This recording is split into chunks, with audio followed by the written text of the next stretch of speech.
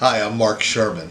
This is a supplemental video for this book that I've written called The Skills for the Poetic Language of Jazz Improvisation.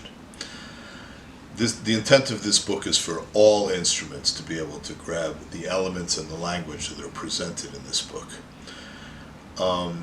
For those of you that are classical musicians that maybe don't know that much about jazz improvisation, jazz is made up of chord qualities, chord outlines, chord progressions, scales, many different scales that you might already know but not know how to apply to the music. So throughout this video, I'm going to help you learn to develop your language in jazz improvisation.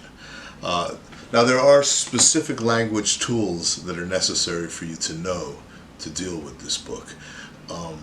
It's primarily geared towards intermediate and advanced musicians, and the elements that you really need to know is you have to be able to know all of the major 7 quality chords, minor 7 quality chords, half diminished chords, diminished 7, augmented 7, as well as we get into sus and many of the other chord qualities. You have to know all your major scales. This is very important. It's because the major scales make up all the different modes, and that's part of the elements that I need you to use for the drills that I'm going to be showing you. Okay, so let's get moving to the next chapter. Okay, so as we continue through this, I will be referring to various pages in the book for you to link up to what I'm saying. For instance, the language tools that I just discussed are on page 7 and 8 of the book. Now we're going to go on to page 10 and 11, which has a very primary and very important part of my whole system and methodology for teaching jazz improvisation, and that would be just learning your chord outlines, major and minor quality, in all keys, and learning to stretch them from the very bottom of your instrument up in groups of 4 and down in groups of 4. This gives you a great command of the major and minor quality chords and allows you to utilize them in your solos and your improvisation. And once you get them into muscle memory clean, you can vary the rhythms of those outlines, and I'll be showing you how to do that when I demonstrate that shortly. But the first thing to start with is the 4 outlines, if you were to outline 1, 3, 5, 7, and 9 of any chord, major or minor. And it's very important to understand that the key really is to get to a point where you're sort of rootless and you're not using the 1 of the chord but every 4 times when you go through these groups. So for instance, on major chords, major 7, C major 7, I'm using 1, 3, 5, 7, 3, 5, 7, 9, 5, 7, 9, 3, and 7, 9, 3, 5. And what you do is invert that up your instrument. And you can do this on any instrument, guitar, saxophone, trumpet. You just work within your own range. Every instrument has a different range. So, and these drill would sound like this sort of. 1, 3, 5, 7, 3, 5, 7, 9, 5, 7, 9, 3, 7, 9, 3, 5, and continuing through the octaves. And down, of course.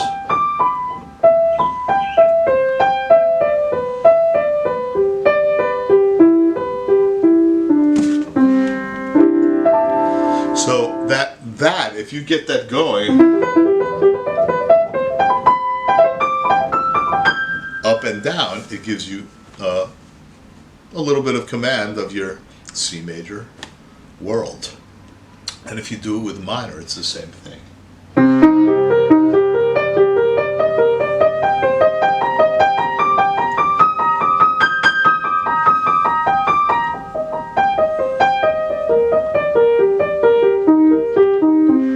You understand? Now that's stage 1 of chord outlines.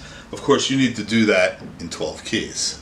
So that in itself would be a good bit of practice right there. Now the second stage of those outlines is to make them in 7 chord shapes. So what you do is the 1, 3, 5, 7 and the 3, 5, 7, 9 are the same as the other groups before. But from the 5th and from the 7th, you use a slightly different approach in which you continue the 7-chord shape. You know, it's like it's built all of thirds, basically, these chords. So you have 4 groups: 1, 3, 5, 7, 3, 5, 7, 9, 5, 7, 9, 11, and 7, 9, 11, 13. So you're using the upper structures of the note, the upper inversions of the chord. So, and with major quality, you're going to use a sharp 11, a raised 11. So that's going to sound like this with major, with the sharp 11 in it.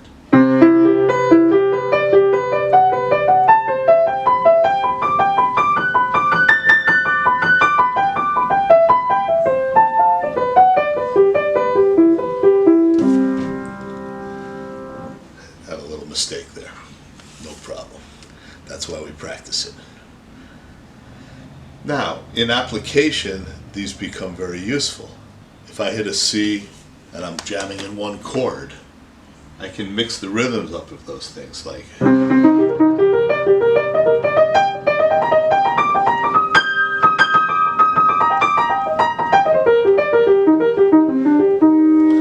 can juggle the rhythms around and change them around.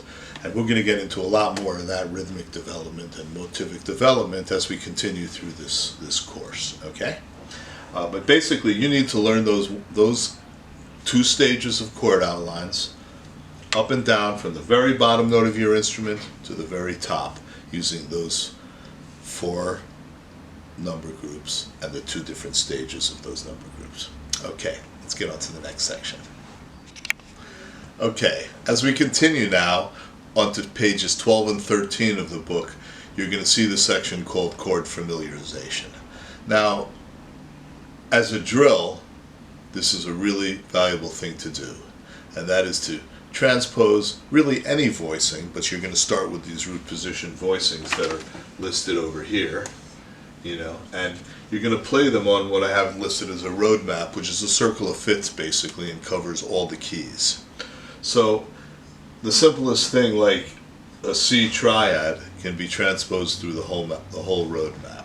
And it's very valuable because transposition is something that we, as musicians, we really need to know how to do that, okay? Because a lot of the music gets transposed through different keys. You have different key regions. We're going to learn how to think in key regions and understand how they move throughout a tune, you know? But right now, this page tells you all about how to transpose different things around. And what I use is that circle of fifths map, the road map. And it's just with a C major triad, it's going to sound something like this.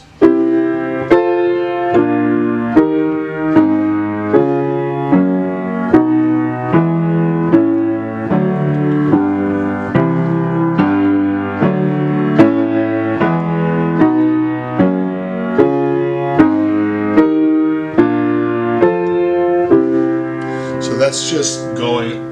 Really, it goes up a fourth, down a fifth. You have to know your intervals, really, when you're a musician. So if you're thinking in intervals, the map takes you up a fourth, down a fifth, up a fourth, down a fifth, all the way from C to C.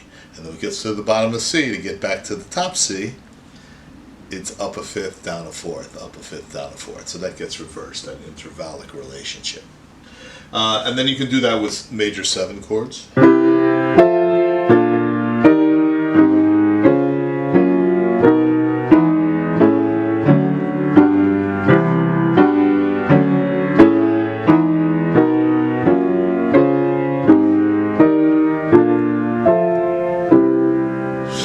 Even just that major one can be oh so valuable if you're in the end of a tune and you want to put an ending on a tune, say in the key of E flat, the end of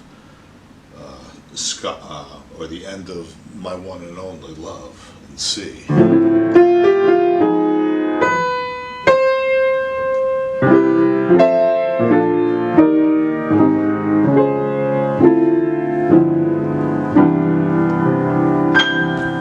So already, even just transposing a simple major 7 chord outline on this road map has given you a tool to enhance your playing. And of course, these can be also done linear for saxophone or guitar. If I'm doing triads, so you just C major triad.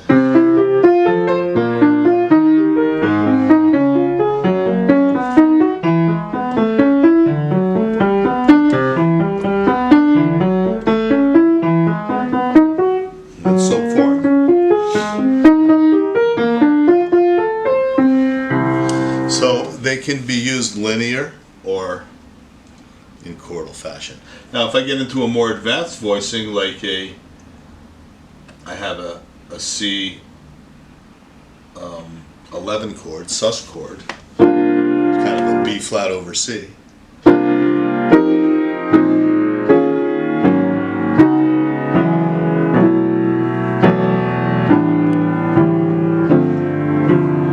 Same thing. Everything gets transposed on the map. And on page 13, there's a couple of linear elements that get transposed the same way. For instance, the Coltrane 1, 2, 3, 5 that he uses in Giant Steps, where he goes.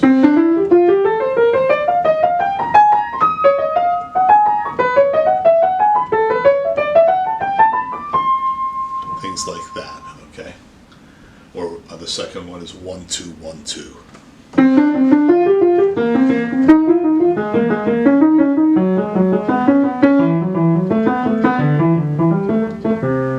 So that's a good way to approach transposition.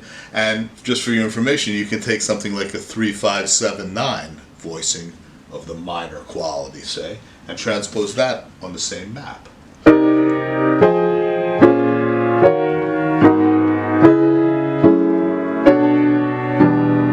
And so forth. And that is even a little more difficult, but it's still transposing the voicing into every key. And getting that multi-key thing going is very important. Okay? Onward to the next chapter. Okay, onward to the next section. Now we're going to get into a little bit more of the meat and potatoes and the depth of what this jazz language is about.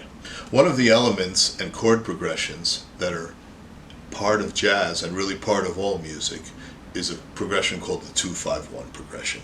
In jazz, this is a very important progression because there's a million tunes that have 80% of the music as 2-5-1s in various keys. And if you master your 2-5-1s in various keys with various voicings, it gives you a tremendous command of color and shape, and the way you can shape the music with these voicings. So I present 6 voicings for you to learn at the piano on page 14 and 15. 3 closed ones and 3 open ones. And I utilize a simple trick that has been given to us as kind of a gift to shorten the process of thinking.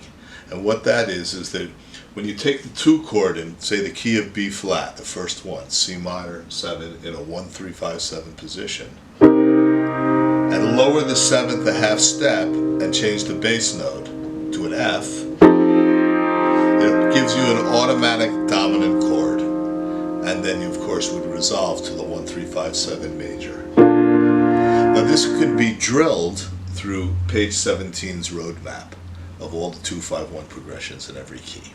And what you do is you take each voicing and you do it through all keys on that map, okay? And I present to you 3 closed voicings at 1, 3, 5, 7, 3, 5, 7, 9, 7, 9, 3, 5, and then 3 open ones at 1, 5, 7, 3, 3, 7, 9, 5, and 7, 3, 5, 9. And those numbers may sound a little confusing, but if you look carefully at the page and the music on the page, you'll understand what I'm saying. Each time with each one of those voicings, all you do is lower the 7th a half step of the minor chord, and the major chord has the same voicing number that the minor chord has. And the dominant chord is sort of free because you're just lowering the 7th. It's a very simple trick, and you can do it in linear as well.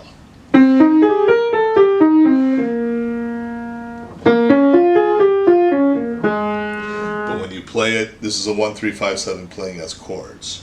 1, 3, 5, 7, C minor, lower the 7th a half step, 1, 3, 5, 7, B flat major, next key.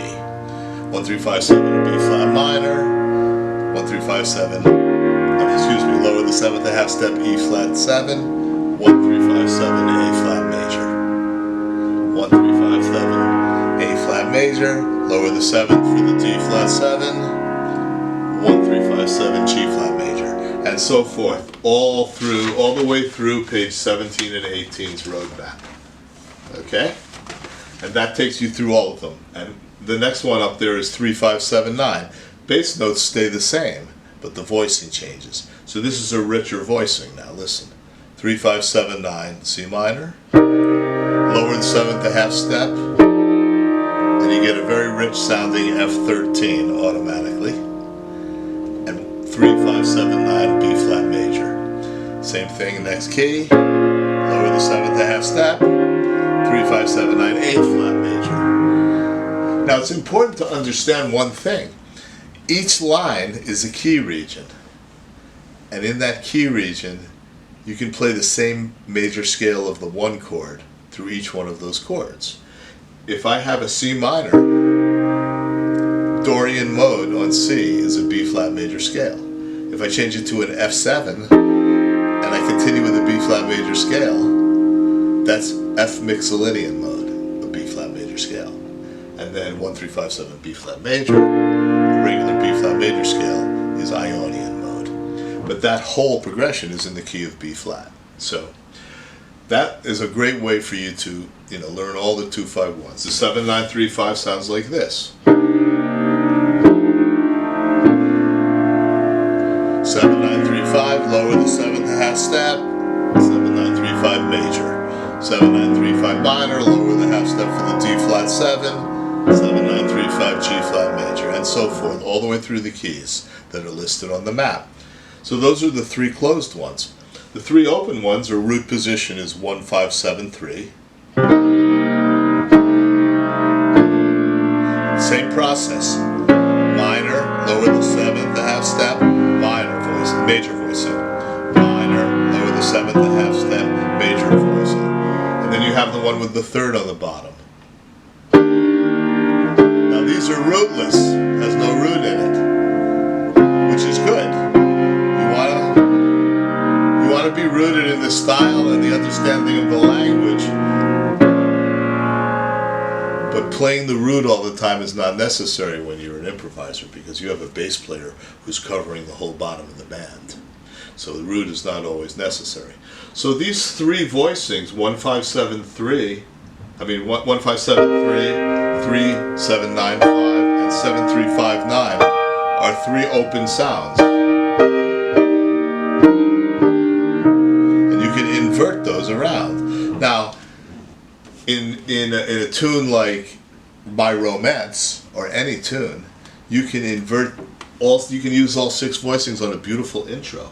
In the key of B flat, you hit a low F. Open, open, open, open, open, closed, closed, lower the 7th.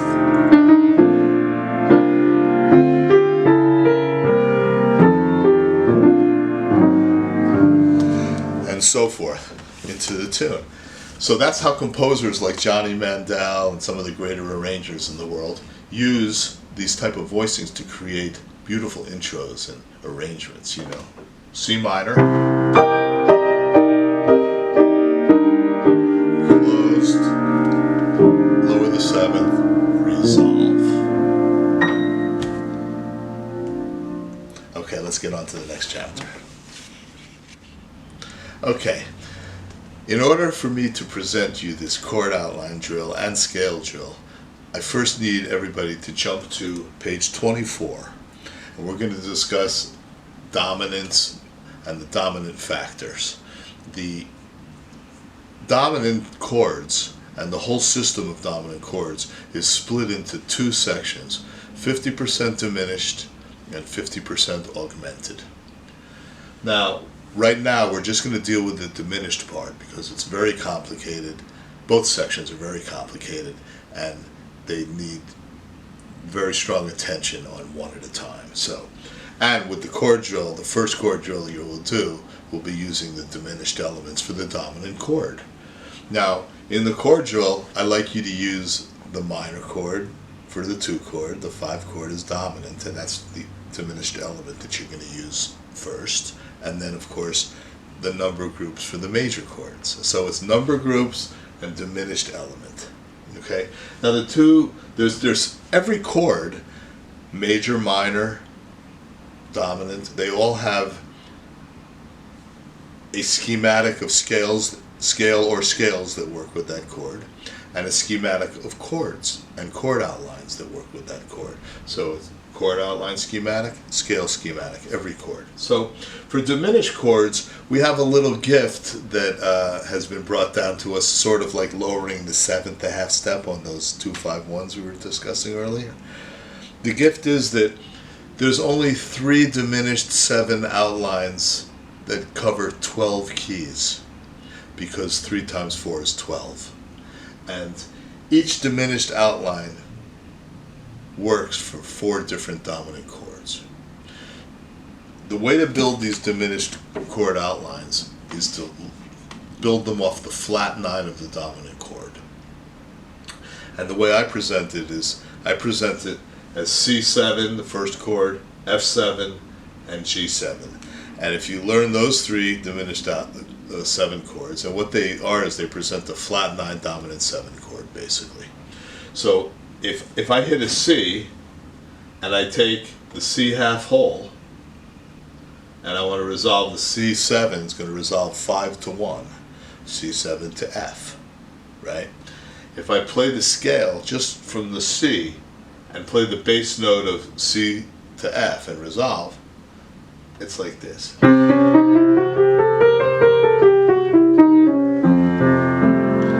F, okay? Now if I change the bass note, this same scale will work for C7, E flat 7, F sharp 7, and A7. That means C7 is in the key of F, E flat 7 resolves to A flat major, F sharp 7 resolves to B major, and A7 is going to resolve to D major. So if I play the same scale, like from C to F, that's C7 to F. Now I can play it the same way and just change the bass notes. That's A flat major. Now the same scale for F sharp 7.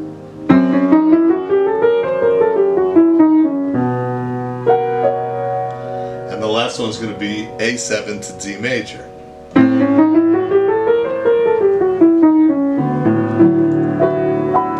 Each one gives you a different resolution point on the major.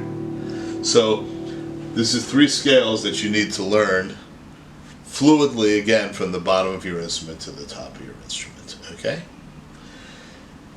So there's 3 of them, C7, F7, and G7, and that covers 4 keys if you learn to apply it as such.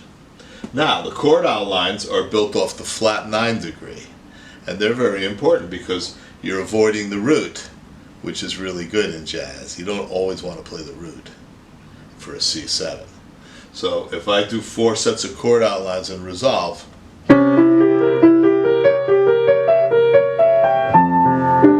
that's the 3rd line from the bottom, the flat 9 quadrant. I call it a quadrant. It's a dominant 7 flat 9 chord. And it has the same principles of the scales I just discussed. There's 3 diminished 7 shapes and 12 keys. Each one of them goes for 4 keys. So the first one, C7, is a C sharp diminished 7 in the right hand and a C in the bass. Now I can invert that 4 ways.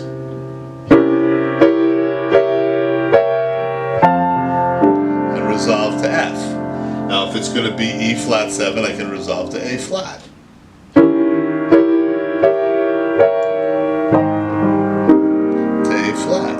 Now for F sharp 7, same thing.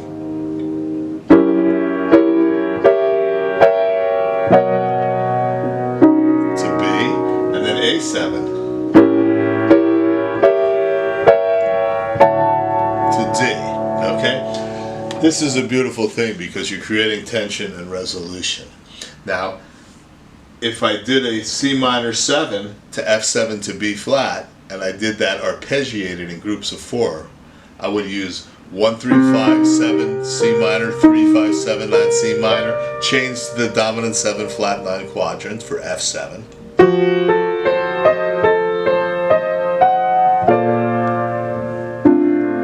Next key, and the A flat major,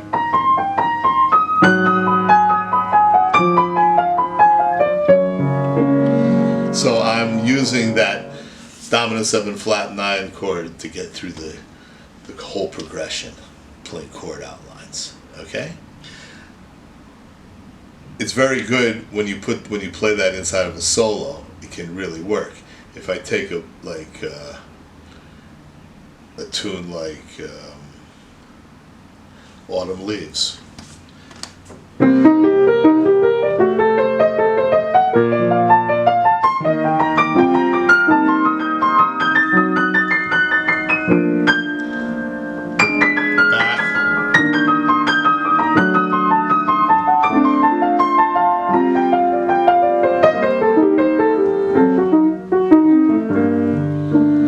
So it's giving me the ability to negotiate these changes on the tune.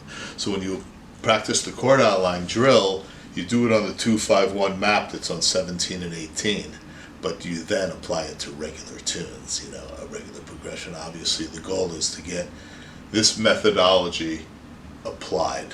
You know, you got to put it into application. So that's a little bit about the chord outline exercise and the scale exercise that's important. With the scale exercise, you would do something like Dorian for the 2, half whole, the scales on the top, the half whole diminished scales for the 5, and the major scale for the major chord, like this.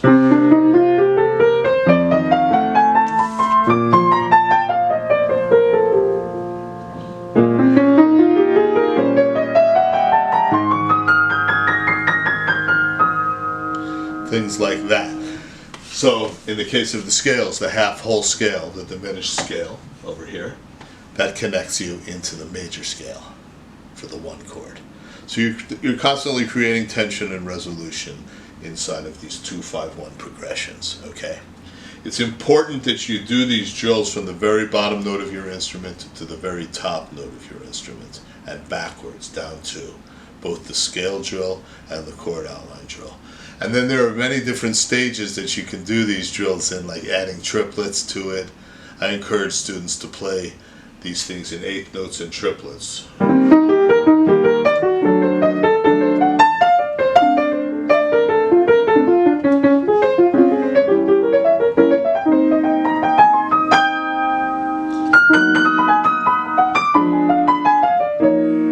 know, things like this, so that you're varying the rhythms eventually. But first you need to get it down directionally up and down your instrument. And that's, again, for any instrument, saxophone, guitar, you just go to the bottom of the instrument. If C minor is your first chord to F7 and you're on a guitar, and it's a low E is your low string, then your first note that you're going to play is a G, the 5th of the C minor, above your lowest note. And you're going to gradually move all the way up your instrument and down, playing these outlines properly. Okay, let's move on to the next thing. Okay, continuing with the diminished side of dominance. On page 26 and 27, I presented you 13 sort of shapes, I call them. They're not patterns, but they're sort of patterny, but I prefer to call it a shape, because it gets used inside the music as a shape. And that's more important to use it that way than to do it as a pattern, so to speak. But there are 13 of them, and they're all built on the C half whole scale, you know, which is the diminished scale we use that we just discussed. Now, instead of playing it as a scale for C7, you could use pattern number 1.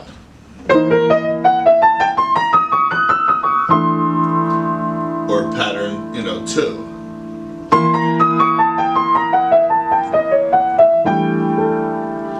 Or 3.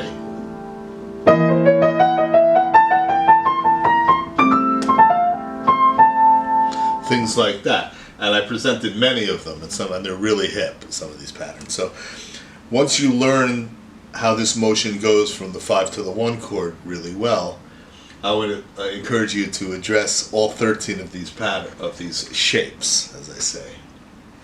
But they really are patterns, because you're transposing these things by minor thirds.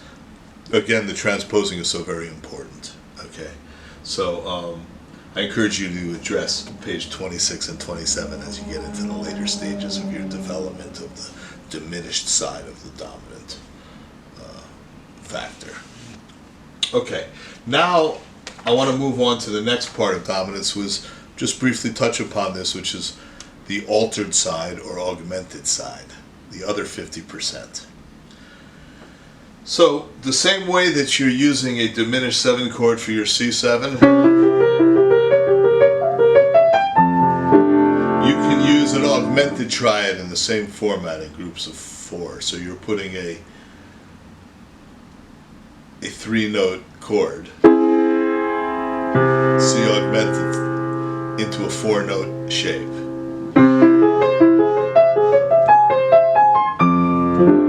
And from each position it will resolve to a different note on the F major.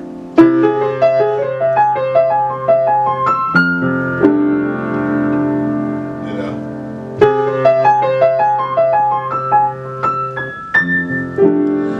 So that's a good one to use, because you can then do the chord outline drill, say on a tune like Autumn Leaves, or actually even on the 2-5-1s first.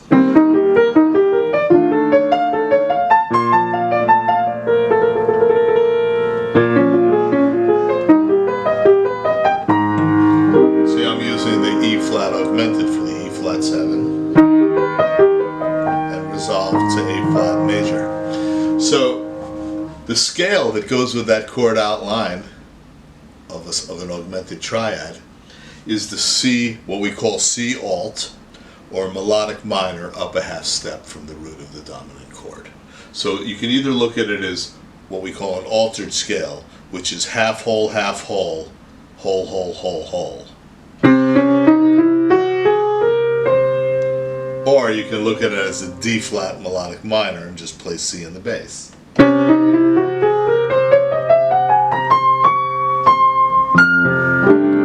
So, and the scale is written here, you know, for you to learn that, okay? And then on page 29, I address the modes of the altered scale, or the melodic, otherwise known as the melodic minor modes. And they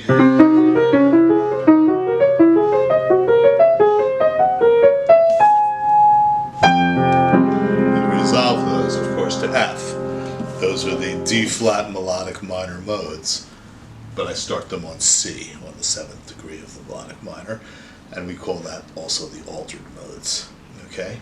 Same as the way you play major modes, you know.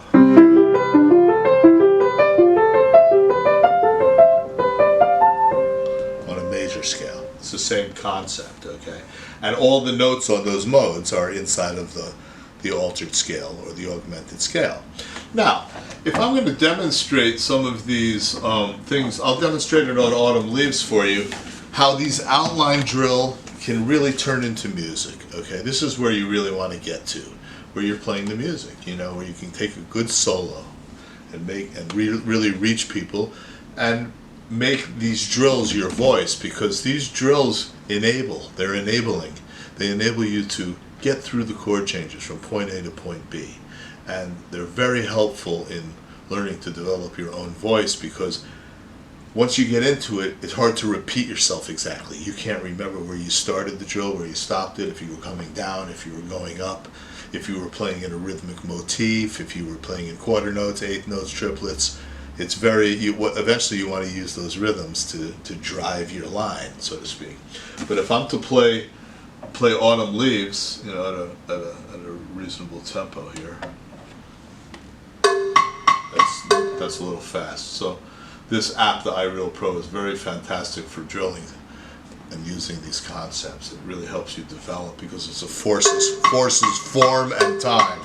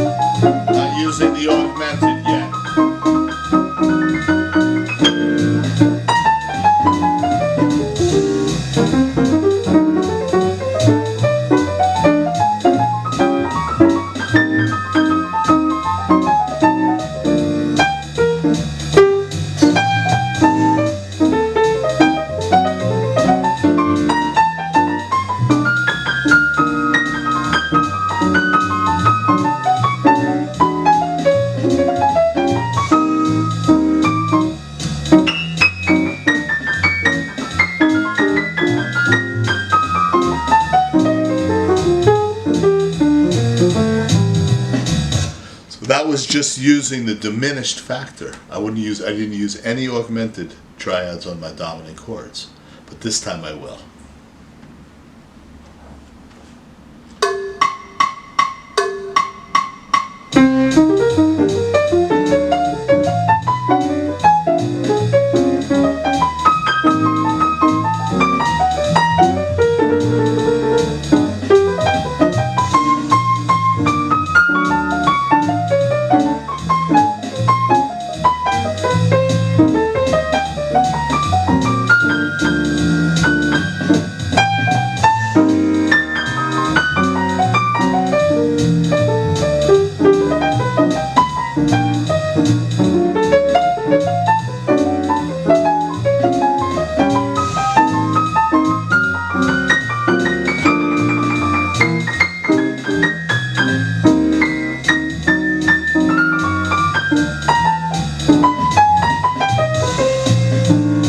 So you see, it's a slightly different sound when you use the augmented part of the dominant spectrum, so to speak. And inside of these drills, I'm using the number groups 1 3 5 7 3 5 7 9 5 7 9 3 or 5 7 9 11 and 7 9 3 5 or 7 9 11 13 on all the majors and minors. On the dominants, I'm using either that flat 9 diminished quadrant, or the other side of the dominant spectrum, I'm using the augmented one. Now the funny thing is, they can all be mixed together. You can mix the diminished with the augmented with the diminished. I can make a line and on the diminished,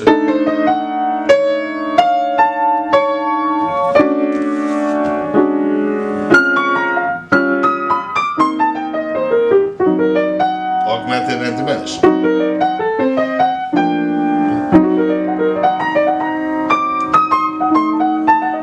They both will resolve.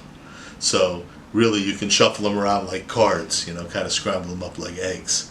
And when you mix your rhythms up and begin to focus on rhythmic development, it really develops your language. So these drills can drive your improvisation. As you can see, it begins to sound like a solo. And when you loosen it up and really express yourself, it has a very rooted sound in the music. It helps you develop original lines and an original voice on the music. Okay, let's go on now. Okay, on page 21, I present a primary use of pentatonic scales. And mainly I work with the minor pentatonic, but the minor pentatonic is the same as the major pentatonic. The major pentatonic, say you want a C major pentatonic, it's 1 2 3 5 6 1. A minor pentatonic, that scale happens to be an A minor pentatonic. It's because it's relative major, relative minor.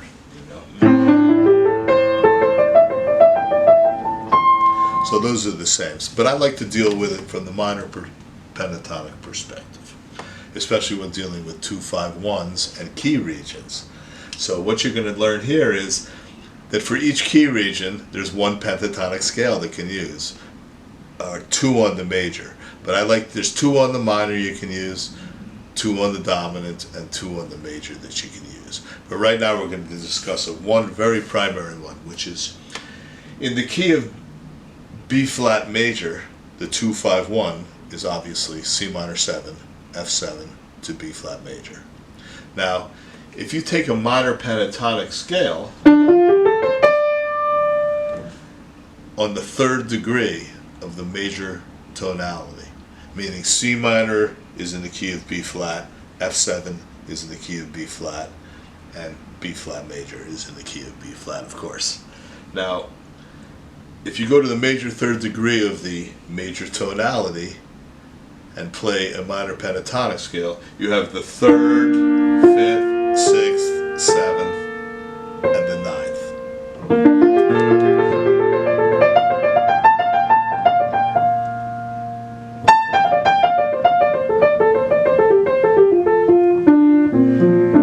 Right, so that is a cool sound. Now, That same D minor pentatonic on the major third of the B flat major works on the C minor also, the 2 chord that comes before the B flat major. Here, C.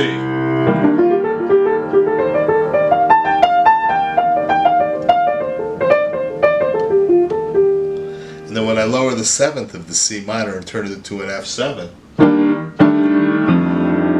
that same pentatonic,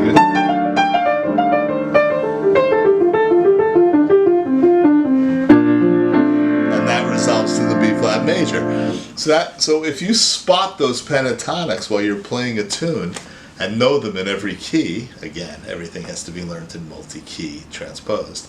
If you spot that in every key, you can perform it with a set of changes. And I'll show you how that works. So basically, you're using minor pentatonic on the 2nd degree of the minor chord, on the major 3rd degree of the major chord, and on the dominant chord, you just go with the one that's the same one that you're using for all the other chords. So it's really off the 6th degree of the minor. For an F7, it's a D minor pentatonic. So you have D minor pentatonic for C minor, for F7, and then for B flat major.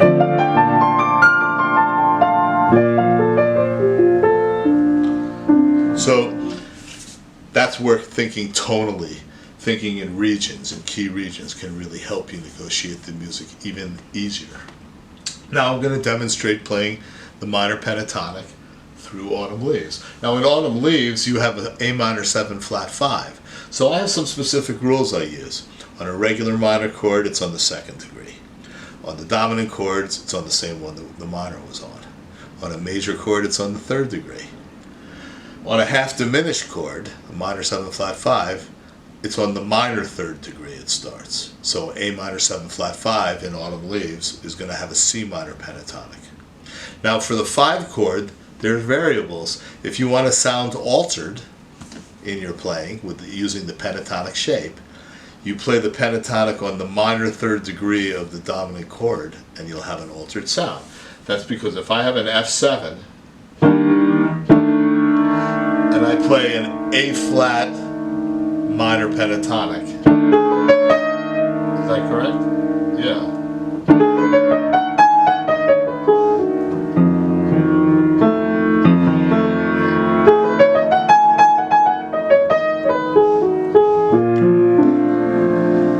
Sometimes it's hard to remember exactly which one it is, but as you get, even I get confused sometimes. But it gives you an altered sound. Say on a D7, you use an F minor pentatonic.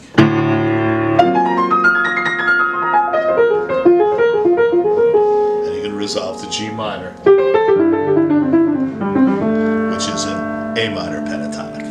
So when you grab the right one on something like Autumn Leaves, it's going to sound like this, and it sounds real hip, like McCoy Tyner a little bit.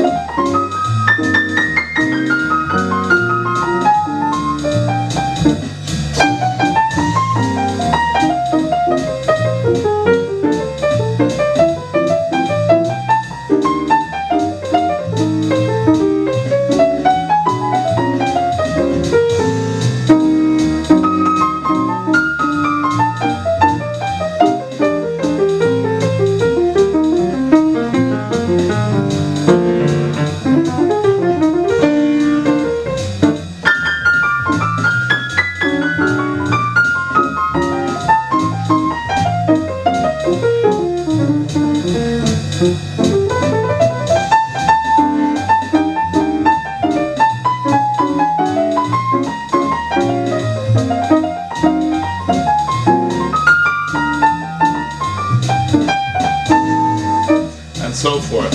So it gives you a sort of a really cool sound. And just for your information, most of those pentatonic scales are part of the the Dorian mode, Mixolydian mode, Ionian mode. They have notes that are part of those modes anyway. It's basically the 5-note pentatonic shape, which is an Asian scale, that gives it that effect. It's a very cool effect, and McCoy Tyner was somebody who really explored that a lot in the music and sort of made a voice with the use of that. Now, on the major chord, you have two choices. You can do the minor pentatonic on the major 3rd degree, or when you resolve and you want to sound like you're playing major Lydian, you use the minor pentatonic on the 7th degree, the major 7th degree. So if I'm going on C minor, D minor pentatonic, on F7, D minor pentatonic,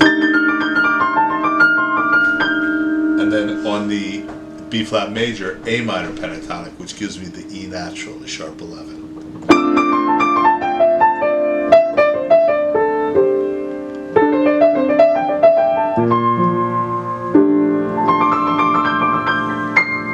So there are two choices on the major that you can play around with. But first start with a regular one, which is on the major 3rd degree, and explore using those pentatonics on the the chord changes of a tune, and apply it, of course. Okay, that wraps it up, I believe. Okay, in summarizing the materials we've covered now, I just want to say that learning all the chord outlines and the scales that I've given you here will get you moving along on your improvisation. You have to use your own sense as well, though. You have to read into things a little bit in this book and figure your own ways out to use some of these elements after you've done the ones I've told you. I would say the most important things are with the chord outline exercise and the scale drill. First start out doing it very strictly in 8th notes directionally, and on the chord outlines in groups of 4 going up and groups of 4 going down on your horn, on your guitar, whichever instrument you're playing. Do it very slowly using the diminished element for the dominant, and very slowly using the augmented and altered elements for the dominant. If you drill this and vary the rhythms, you're going to find your way through weaving through these chord changes, and I believe it's really going to help you negotiate and improve your skills for the poetic language of jazz improvisation. Okay, good luck with your journey.